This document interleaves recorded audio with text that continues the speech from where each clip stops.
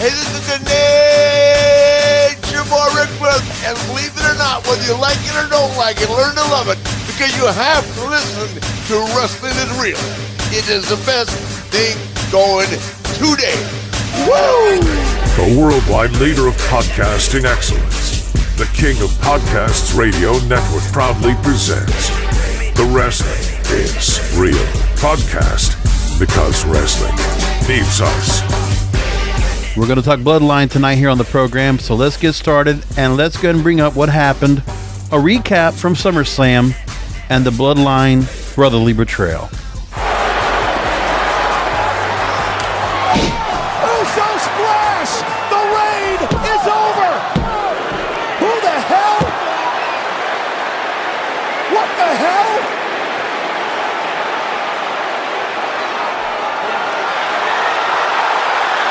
Are you freaking kidding me? Jimmy, what the hell did you do?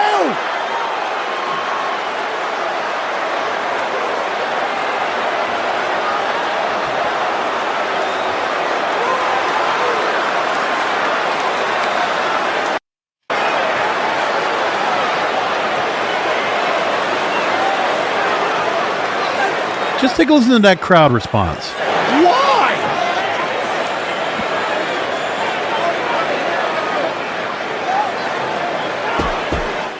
Keep in mind, you saw that storyline unveil itself at SummerSlam, and there were people over the weekend and going into this week that thought that the storyline is now fucked up.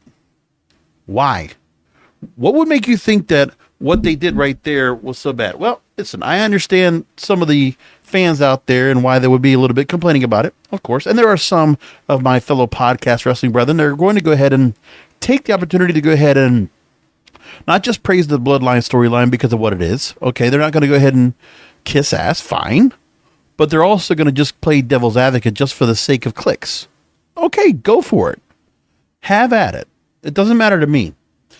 What I know is, when I look at this here, I'm saying to myself, okay, so they decided to go this route, and I'm like, all right, if you're an old school fan of storytelling and dramas and series where you have this kind of issue going along, okay, well, I'm used to this kind of thing. The long, drawn-out storyline to get to the payoff, but we never get to a payoff. It just continues to go on and on. And for some people, this might be droning, because they're saying to themselves, well, there doesn't make any sense here. After all the issues where Jey and Jimmy got together, and then there was the eventual tension with Sami Zayn in the picture. We know that. And then we get to here, and then the whole swerve of Jey Uso being thought to be the upcoming tribal chief, the main event, the one that was being pegged by Roman Reigns to be the successor. But Jimmy's the one that screws the opportunity for Jey Uso to come in. And we talked about this on the post show. I did one, kingofpodcasts.com. You can find the episode. I thought the storytelling was still very well done. And let me just put it to you like this. For some people that just think that the storylines are just going to be cut and dry, this is a family storyline.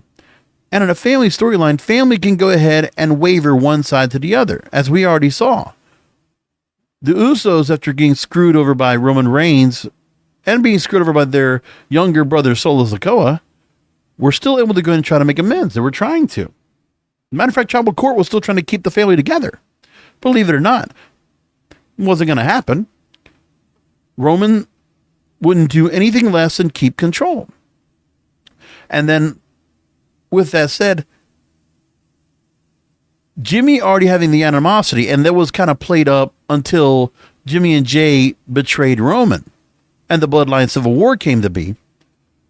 We thought that Jimmy and Jey were on lockstep.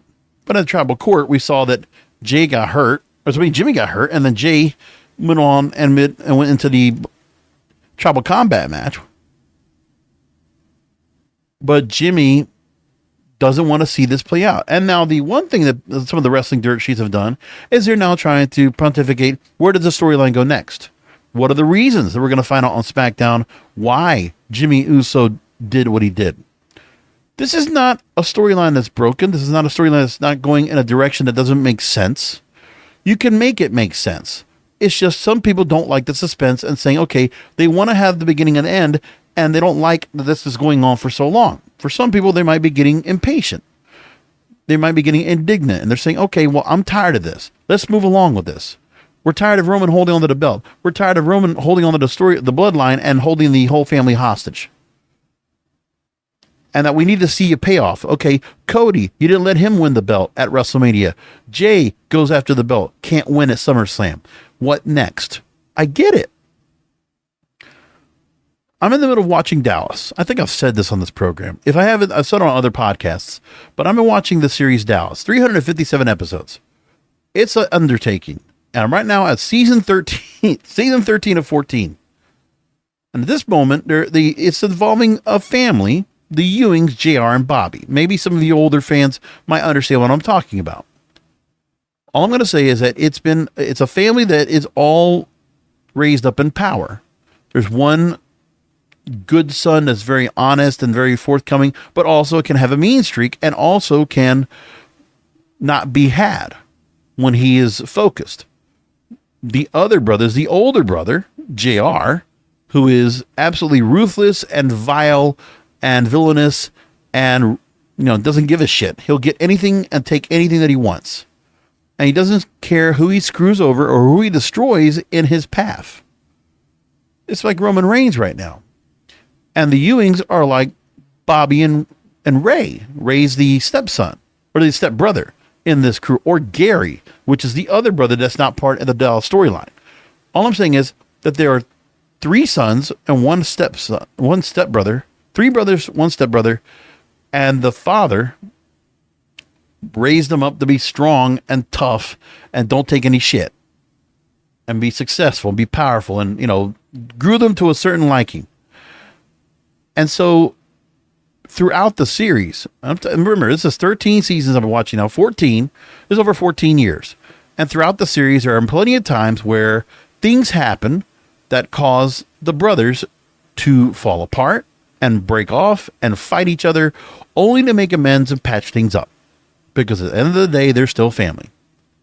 Like right now, I'm looking over the fact that we have to deal with, we're at the moment of the storyline right now that I'm watching on Dallas is that JR and Bobby were finally back on the same page, and JR got his good graces to work back in the family company. Okay.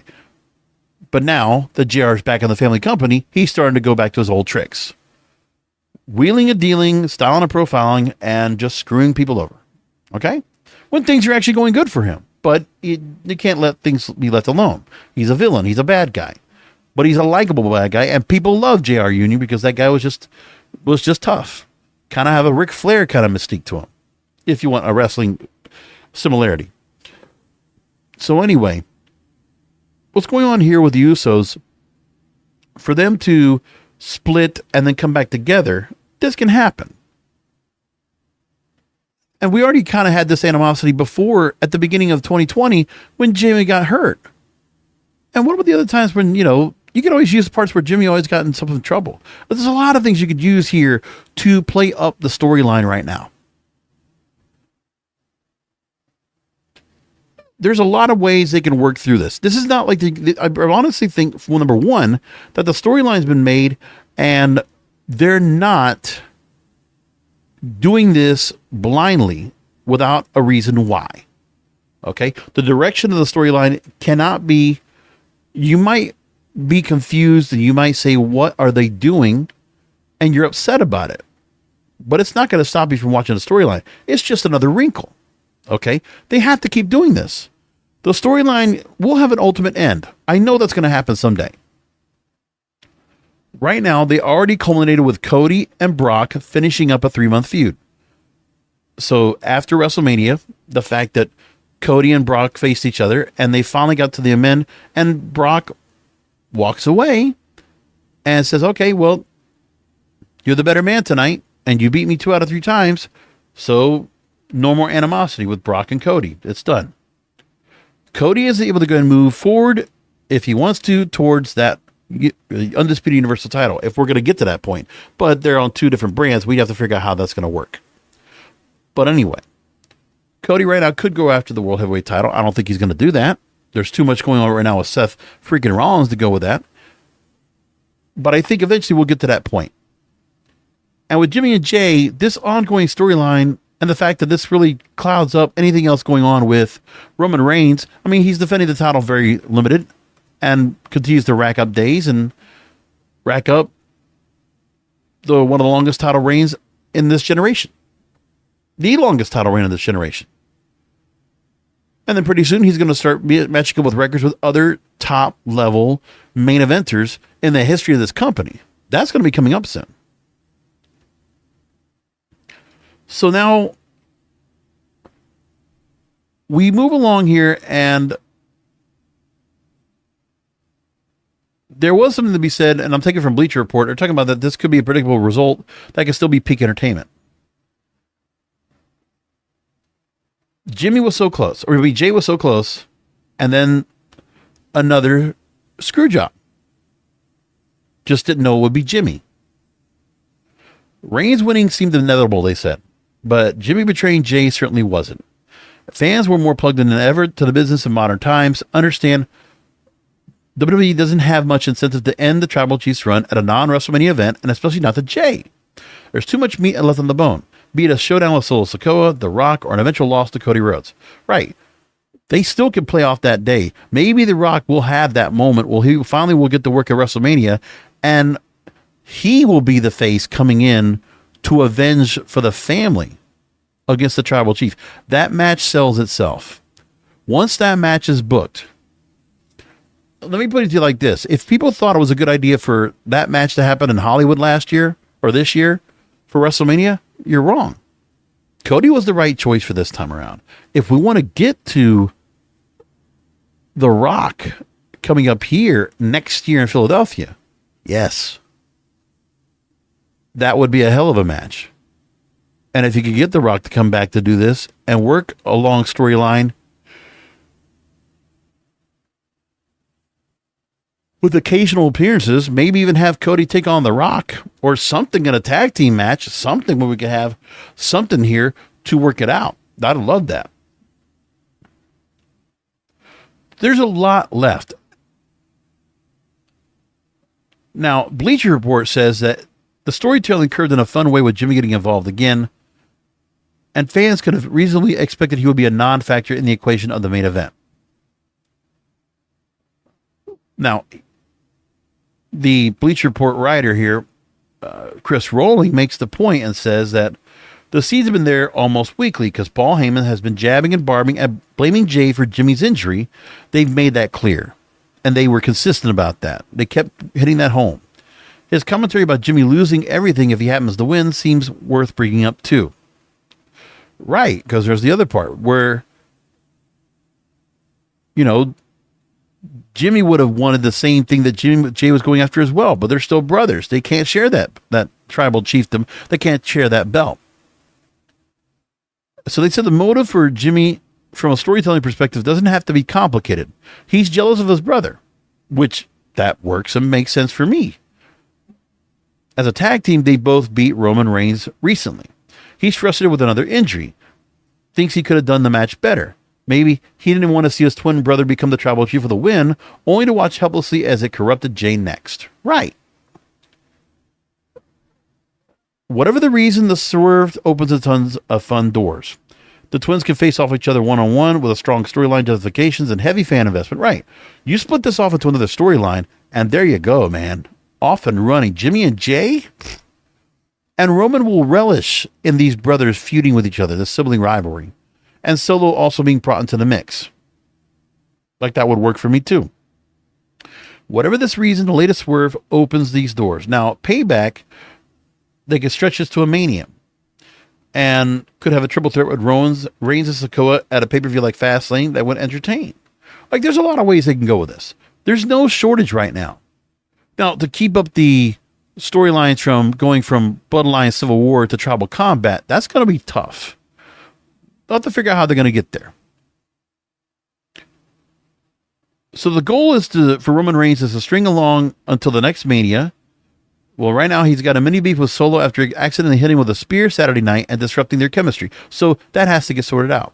So there's friction there we haven't talked about with Solo and Roman, which it's already bad enough that Solo abandoned his brothers to pledge allegiance and acknowledgement to Roman Reigns.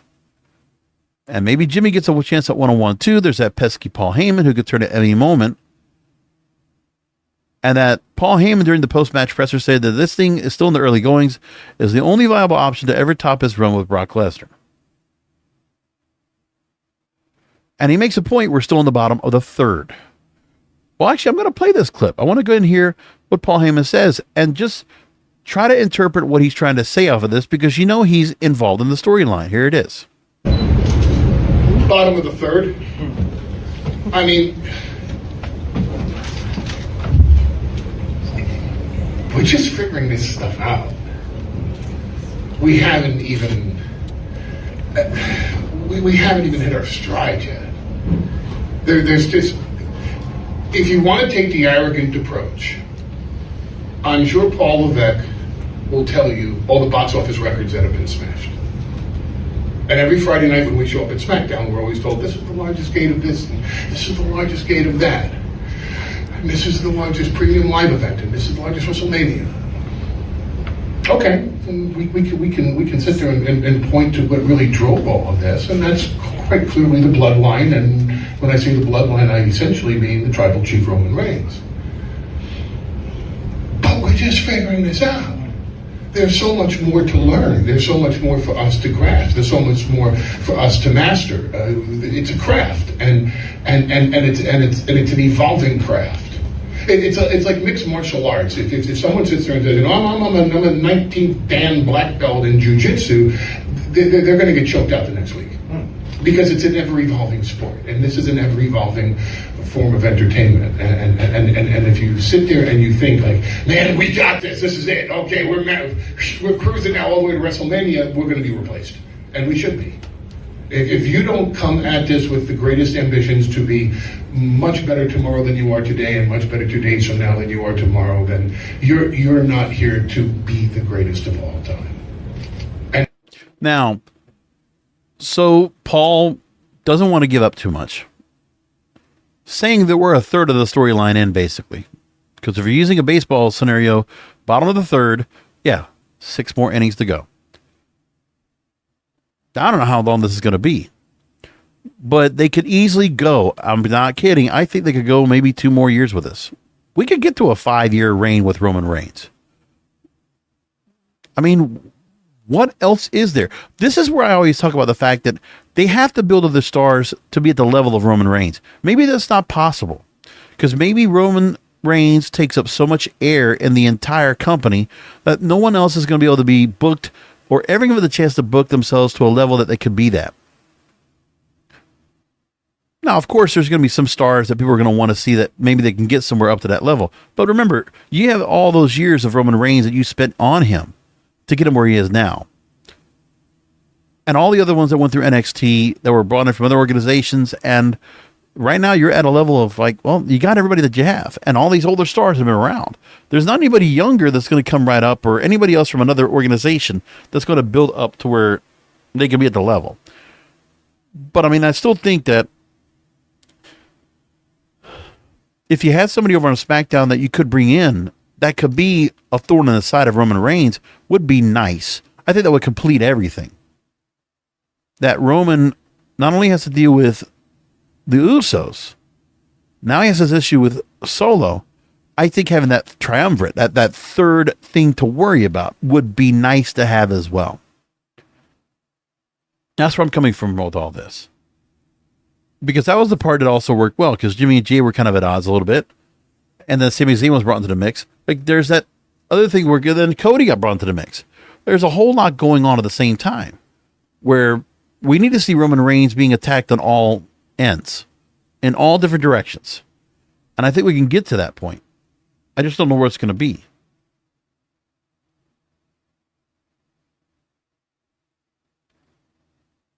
So this story from Chris Rowley makes the point. You remember the days when Brock Lesnar had a title, wouldn't even show up on a weekly show, or when top titles wouldn't get defended, or when Raw didn't even have one? that hits multiple long requested boxes. It's entertaining, it's dripping with long-form storytelling, and it's consistent in those things.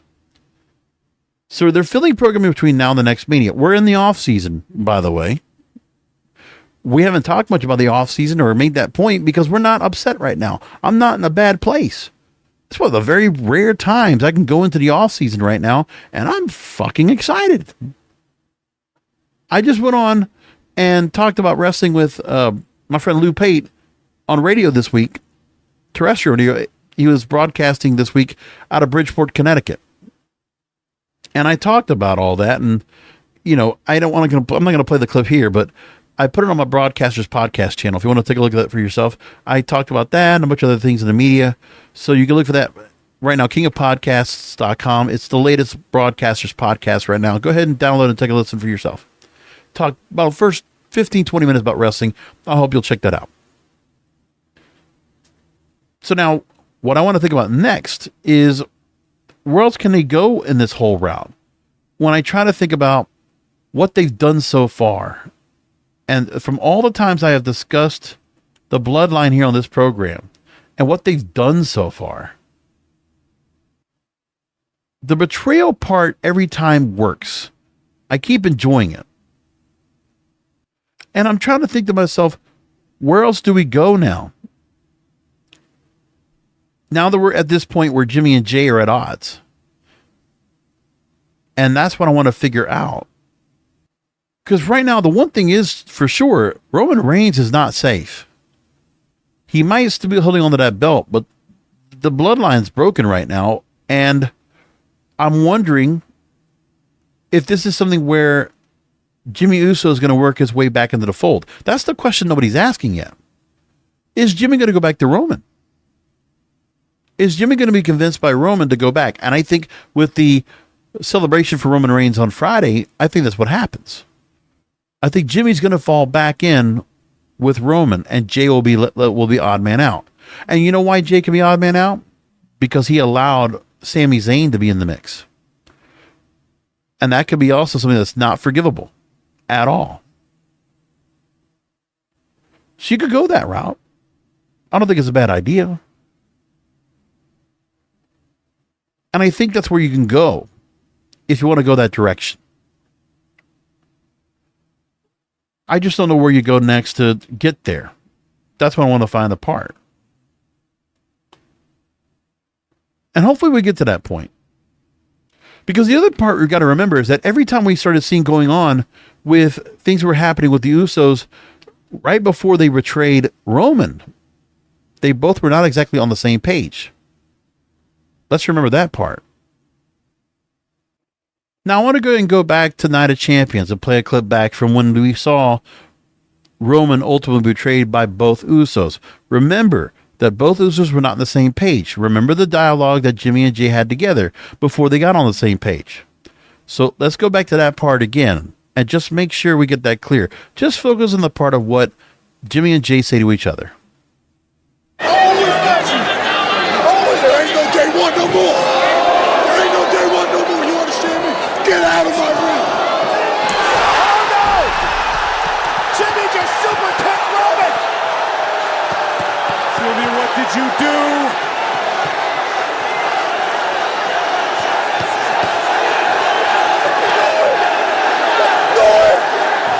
Why you do that?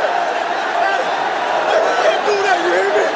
We gotta be better than that. Now, remember that part. That's Jey Uso saying we got to be better than that. Already, we remember there was still things that were going on where things were not on the same page. Remember that part. And then we continue on, and then Jey follows suit. Why you do that? Oh, man.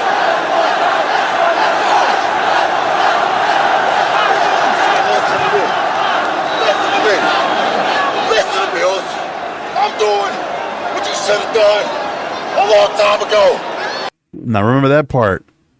Jimmy is upset because Jey's always been the weaker side.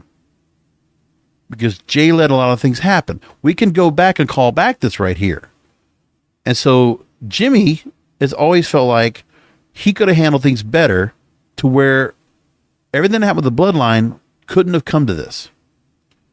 Because Jey Uso could have kept Roman in line, but he didn't. And Roman and Jey take on each other, and Jey thought he was going to go make that win, but Jimmy's not going to allow that to happen. Remember that part. That's the part everybody's got to understand. That Jimmy always feels like he was the one that could handle everything. Oh, and remember, Jey always had the point. We're going to bring that clip up too, about Jey always feeling like he always had to live up to Jimmy and his expectations. Back to the clip. What did I do? Oh my God!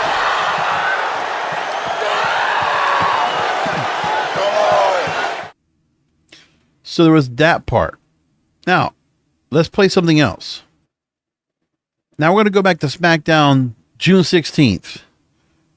So this was, again, prior to Money in the Bank, 2 weeks before Bloodline Civil War. Just remember some of the storyline bits that we got here that created the rift between Jimmy and Jey.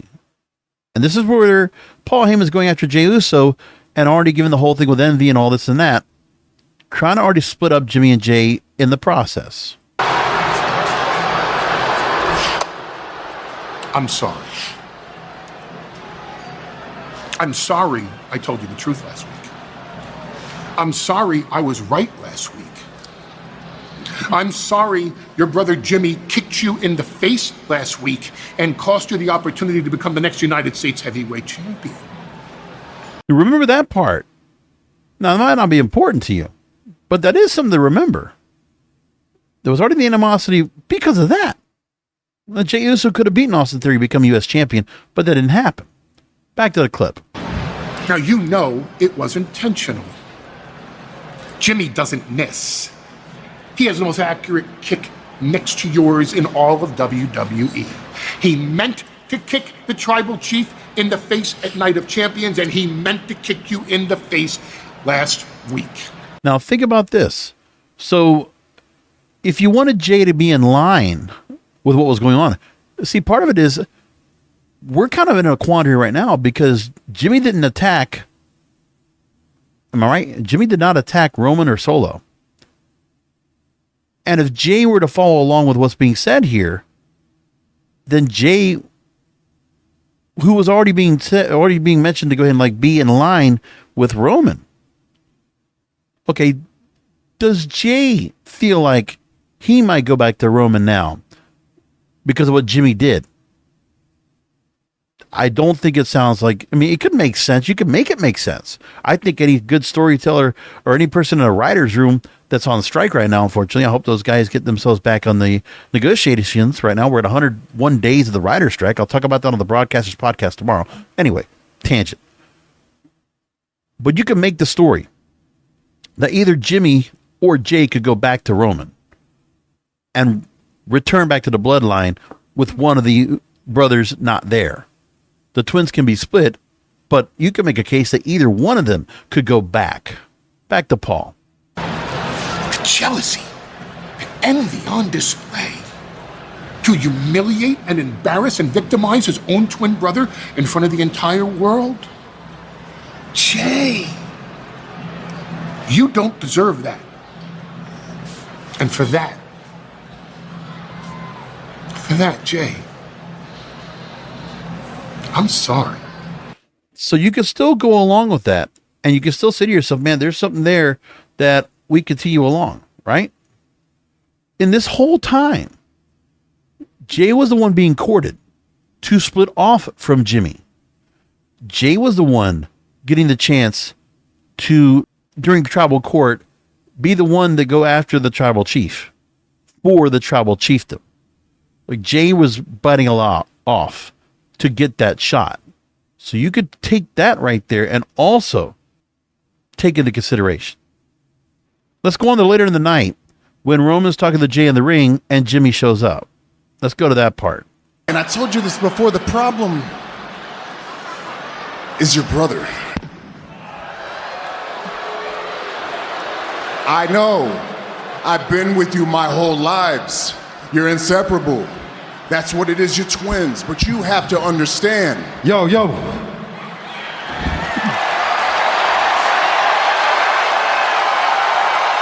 I remember it'd been for a while. It had been for a while that Jimmy's kind of been on the side. Brother Jey, the problem is our cousin. Yeah, let's get Jimmy right always to being it. outspoken. Let's get right to it, Oos. You say you a leader, and you say he's grooming you, but in reality, he's using you, bruh. Yeah. Look at me. You actually believe this garbage that is coming out of his mouth? Look at me, Oos. You believe this? Over me?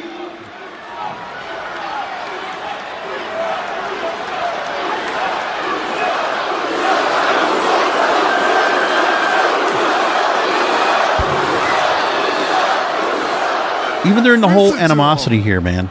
They weren't doing this 10 years ago. Hell, it took 10 years just to get y'all in WrestleMania. And since you've been with me, you've main evented every single one. He's an anchor. I'm the wings. I lift you up, he drags you down. You have a great future in front of you. I told you. You're the next in line. You're the successor. You're the next tribal chief. And guess what? You can't be a tribal chief and a twin at the same time. Now, you take that right there. And that animosity has been the seeds that were planted 2 months ago. Almost 2 months ago. Long-term storytelling coming back to bite. All of this right here can be used as fodder, as cannon fodder for Jimmy right now to explain his actions and why he did not allow. By the way, let me put this point across too. We all understand that with what happened with Jey, he did have, after everything was said and done, had Roman in the middle of the ring pinned. He was ready to go, and that count was ready to go. Roman was pinned again, the second time that Jey was about to go and pin Roman, only for the match, only for it to not happen because Jimmy stopped it. Jey got the pin at Bloodline Civil War. He was about to pin him and got the near fall on Roman at SummerSlam. So now we're at this point, or it's actually this was before Money in the Bank. Not a chance. This was Money in the Bank. Excuse me. I don't know why I kept saying that, but that's Money in the Bank was before that. And then we get to this point, and all this planted right here can give you all the division that you need as to why Jimmy and Jey are at odds with each other and where things will go.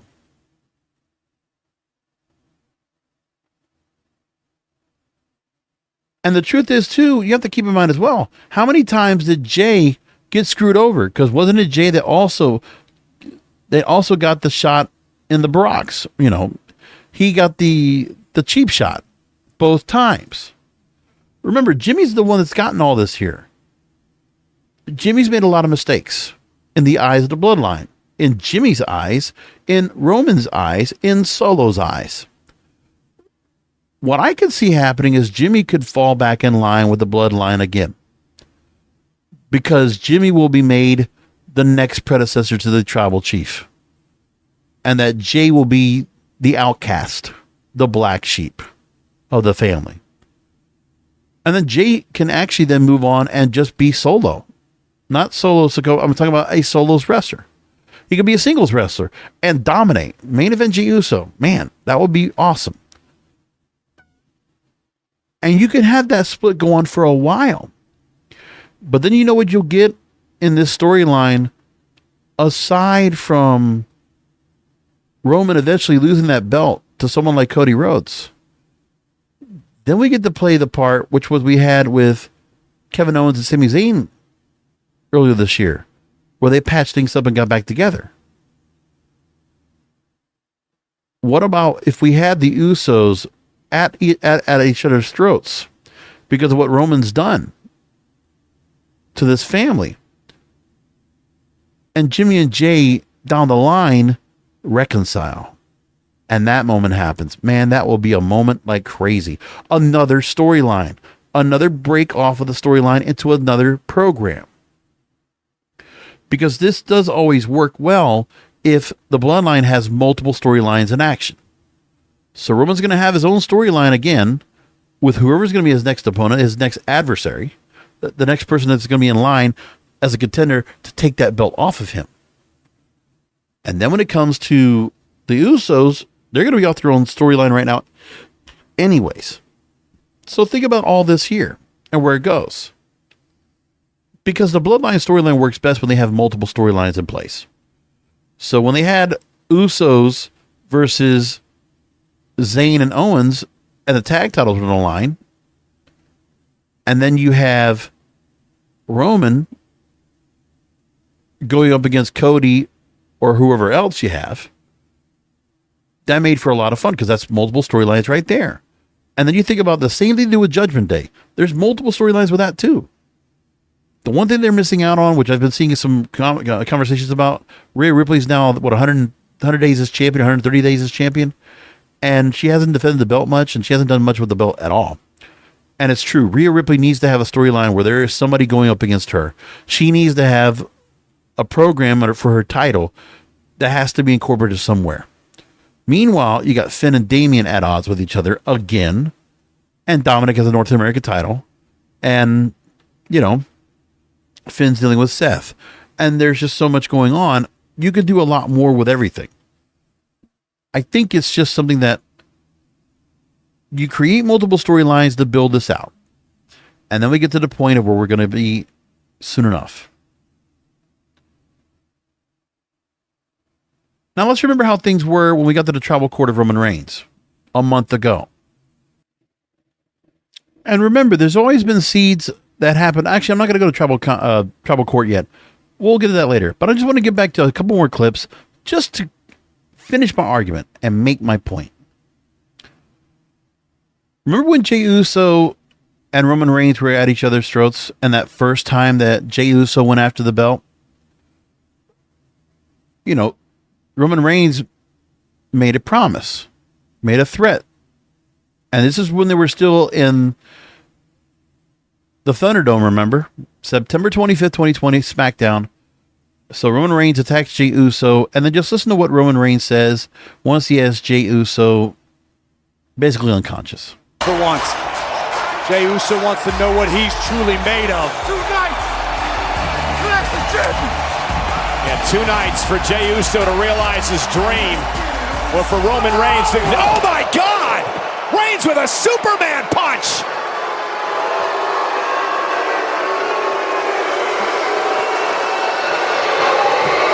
I don't just feed my kids for this title. I don't just feed your kids with this title. I feed a whole family with this title. My family needs me to have this title, and you want to take it from me? You're going to take your payday. You're going to take the ass whooping that comes with it. But you will never take this title. And you will never take my place at the head of the table. Remember that part. That's September 2020. We're going back that far. And we can go back that far in the storyline. Of course we can. And it will work. What if this was a whole scheme for Jimmy to go back anyways? Like, I mean, it's still Jimmy and Roman at each other's throats. Because remember, Jimmy was, you know, quite a few times was injured. Or was taken out. Like, what if this was a whole plan? Could we go to that point? I mean, except for the fact that, you know, the World Tag Team titles, they lost it. And I'm trying to remember, was it always Jey was the one that was the reason they lost in certain moments and things that happened? Like, think about that part. Let's step forward now. June 2021, where the Usos got heated with each other. And this is when Jimmy was on the outs right now. He was, you know, not doing well. And so Jimmy and Jey at each other's throats. Let's go to this part. What's up, bro? What was that? Hey, hold up, Bruce. Let me ask you something. Do you really think we could have won the tag team titles? Answer me, Mills. Do you think we could have won the damn championships? Yeah, right? Yeah, so you did get that. You were mad when we got DQ'd, right? You were upset.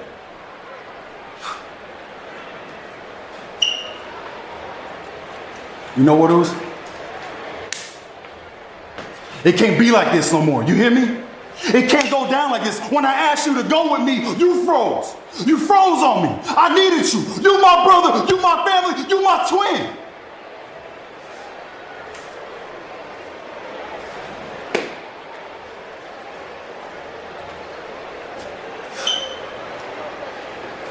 You know what? You want to talk about family disgrace?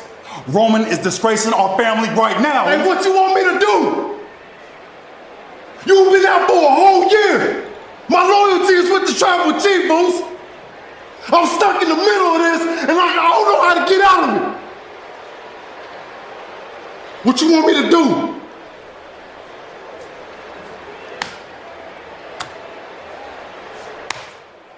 If Roman want to see me, I'll be in our locker room. Anyways, the animosity between them was always built up, and Roman always stirred that shit up. So they can continue to go with this route, and there's not much else that can be said about it. There's plenty of other moments that could play where they had animosity. Now keep in mind as well that all that happened before Sami Zayn got brought into the mix, which then that animosity that was going on in 2020 and 2021, okay, people might have forgotten that was going on. Remember, this is a 3-year storyline we're talking about, 3+ years. So we might not remember. Some people might not remember how much animosity that Jimmy and Jey had with each other. Because remember, Jimmy was gone for like a year, and Jey and Roman were at it. And then just all this was going on, that there was still this trust factor and all this thing that was going on where Jey was expected to be stepping up, but always had animosity with Jimmy because he was always looking at Jimmy and had a chip on his shoulder because of what Jimmy was. And it was tough for Jey to go ahead and have that kind of power and control. So when Jimmy's been the one that's always succeeded and excelled well, like remember the whole story that we had where you heard about Jey always saying that Jimmy was always the one that, you know, had this accolade and that accolade and always was the star athlete, always looking up to his older brother, to his twin brother, and all that going on. You can continue that storyline right there. This animosity, there's so much baked in right now to when Jimmy and Jey are together and that they're just going to have a feud with each other. You can let that go as long as you want. And you could leave it where Jimmy goes back to the Bloodline. Not yet. But I think you can see something where Jimmy and Jey are at odds, and then they're going to start facing each other. And then what happens is you'll get to a point where Jimmy goes back to the Bloodline and falls back in with Roman, because what will happen is Roman will accept Jimmy back, because now that he doesn't give any trust or faith to Jey, he'll take Jimmy back in spite of Jey. There's about 45 minutes right there of me making my point as to how this works out. And I can see it working like that. And this is why I don't think there's anything with this storyline that says to me is broken or that it's not going well, that they're booking badly. They're not. Not at all. And as a matter of fact, the rest of the storylines they have going on right now are working out really well. For what they did on Raw, I think they did a really good job of setting things up just on that alone. They're getting somewhere with this. Let's go into the setup for that. And by the way, the ratings went up for Raw, 1.888 million viewers, and it was up from the previous week. Now, in the results, things were set up where Cody isn't going up against anyone yet. They just did a little workaround with Seth where Cody feels like he can beat anybody in the world, and Seth decided to come out and say if that's how he feels, let's put that feeling to the test to set up the match for later in the night. They set things up with Becky Lynch now with Shayna Baszler. With Shayna Baszler now that Ronda's out. And now it looks like we're going to get Becky and Shayna to set up in a feud coming up. Now, part of the thing they wanted to go on here was with JD McDonough, which, sure, you want to bring him into the mix. I get why they're trying to do that, but I don't really feel like there's going to be much of this to really take from it. But why not? We'll see where they're going to go with it. They decided to add JD McDonough in. So McDonough and Balor mentioned they have 20 years of knowing each other. And then you have an issue where the Judgment Day gets together with Priest and Balor at each other's throats now, talking about the briefcase. And Rhea Ripley's trying to go ahead and calm everything down. And then McDonough comes in later in the backstage moment that the briefcase has come between the three of them, that maybe he should get rid of it. That Priest should get rid of it. They did something for LA Knight. LA Knight and The Miz. You got two promo cutters. Let's make it happen. Okay. It will not be CM Punk and MJF, but this will be pretty good. And you could definitely go somewhere. You could definitely make it a TV storyline if you want to go LA Knight and The Miz. But it looks like Miz and LA Knight are finally getting a chance. But LA Knight's finally getting a program since Bray Wyatt. For those of you fans that are surprised, why is it The Miz? Listen, Miz is always kind of like the starter into the mix for some stars to work their way up. It's obvious that Miz doesn't mind working with some of these other stars. He worked with Gargano and Ciampa, right? And Dexter Lumis. He's not worried about working those kind of things. He's just there. He's a lifer. That's what he does. So now, I think what Miz got the bill to go and talk to him about, the back and forth was great. I really enjoyed it. And I think Miz got out of this better than LA Knight did. Let's just put that on top of everything else. So I'll just read this out. But like I said, Miz said LA Knight never showed him the respect by introducing himself, shaking his hand when he came in. I thought it was very interesting that LA Knight was able to try to say a little bit that he is a veteran and he's been around 20 years himself, because Miz brought that 20-year line, says his career's been very personal for 20 years, asked him what he's been doing for the last 20 years. And Knight hesitated to let the build up, and he said he was scratching and clawing, looking from the outside while the company bet on the wrong horses, with Miz being one of them.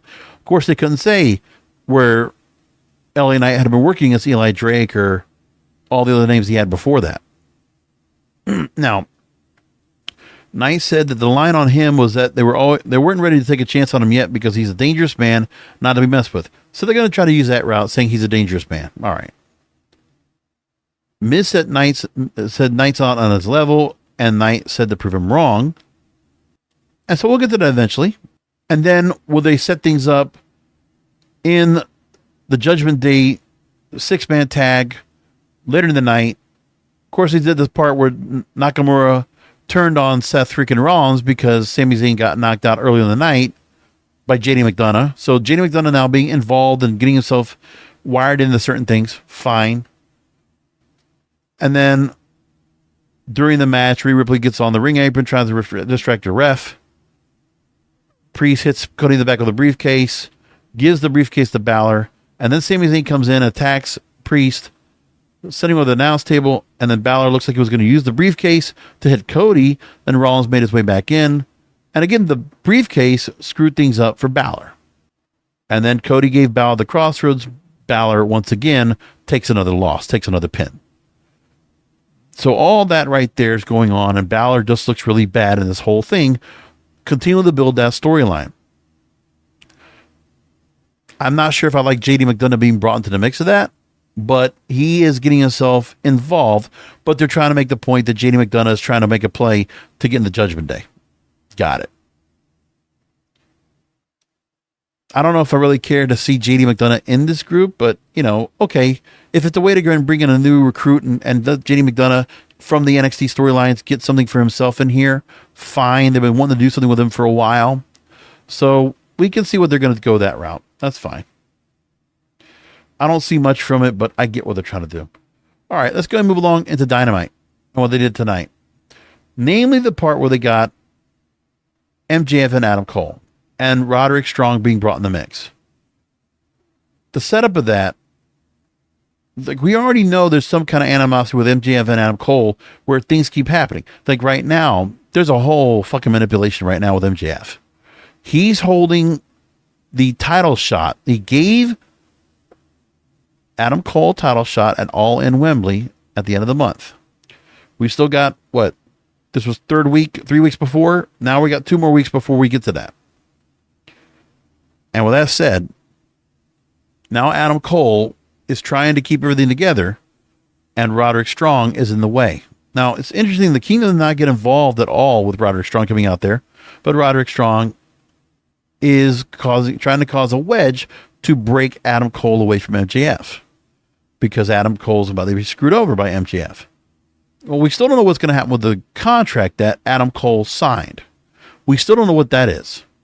With Roderick Strong, we don't know what they're going to do in terms of where Adam Cole is trying to play good and keep up the friendship and try to keep everything peaceful between him and MJF without Roderick Strong screwing things up.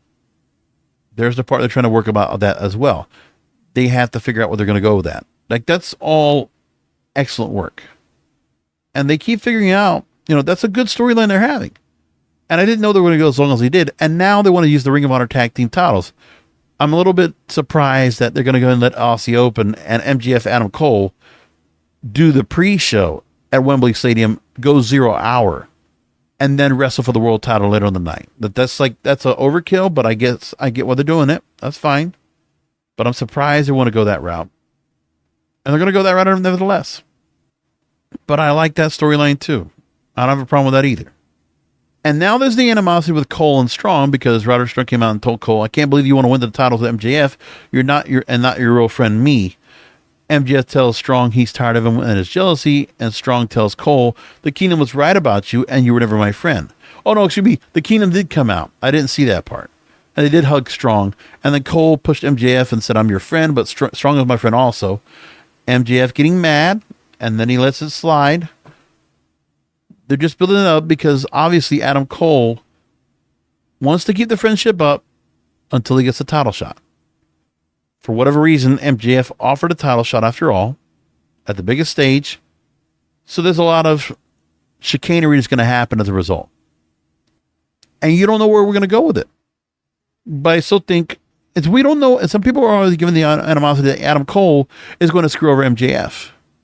I still think it's MJF that's still going to go and screw things over just because that's the way it is. But it's quite a bit of manipulation going on right now to make that happen. That's fascinating. I really am enjoying all of that. They're doing a good job with it all together. So they're finding out that, November 18th, a Saturday, AEW Full Gear will be at the Kia Forum in Los Angeles. But that has not been confirmed.